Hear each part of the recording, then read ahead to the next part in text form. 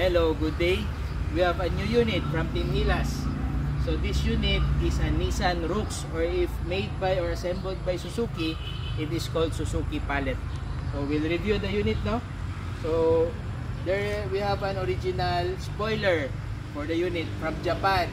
Then we have a wiper, also original, it comes with the unit from Japan. Then before we go to the side and the front, we'll check first the rear of the unit. So here, we have a rear compartment. Dito po nakalagay yung basic tools niya, the tire inflator and the sealant. Wala pong tire reserve ang Suzuki Palette or ang Nissan Roox. Only the tire inflator and the sealant. So original po yan nila na design from Japan. So if ever ma-flat kayo, that will do the sealant and the tire inflator. No need na sila, hindi na sila nag-change tire pa doon sa ganito na unit, no? So ito pala yung ano niya, yung likod niya na space. So malaki siya, no? So now let's go to the side, sa front, and let's review the inside of the unit. So here, the color of the unit is two-tone. White yung tops, then platinum gray po yung tinira natin sa body. Then we have original Japan mugs, size 16 po yan siya. So gaganda po tingnan ng unit. Yan po, gawang Team Hilas. And let's go sa front. So here, ito po yung original na kuan niya, grills niya, front grills. So sa Nissan Roox and Suzuki Palette, ito po siya. Then ito po yung headlight niya. Then comes with fog lights. Original po yan lahat sa unit. Okay, let's check na lang the interiors ng unit.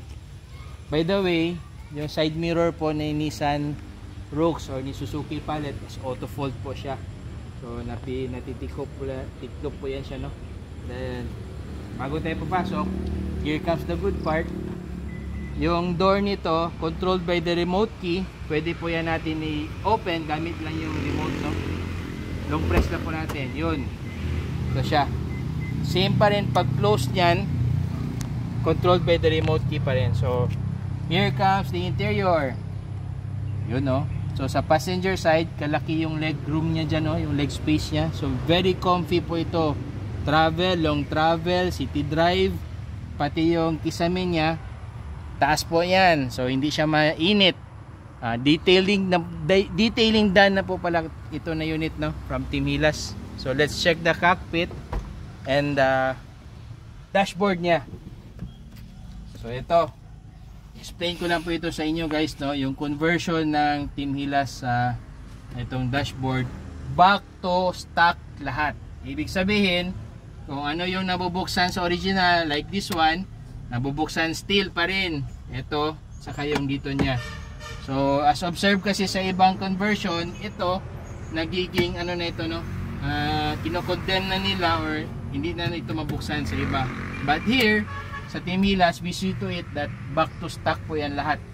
Pati po yung conversion natin inside baki, hindi po nagalaw yung battery, same pa rin ang location ng battery, walang binago.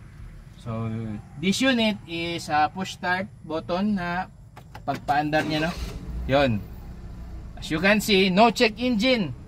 So we see to it that once we release the unit sa Team Hilas, naka-engine PMS po yan lahat, and no check engine. Para sit, ride, and relax na lang po yung owner nito. Sold na pala ito, guys. Nire-review ko na lang. So ganyan po tayo sa Team Hilas.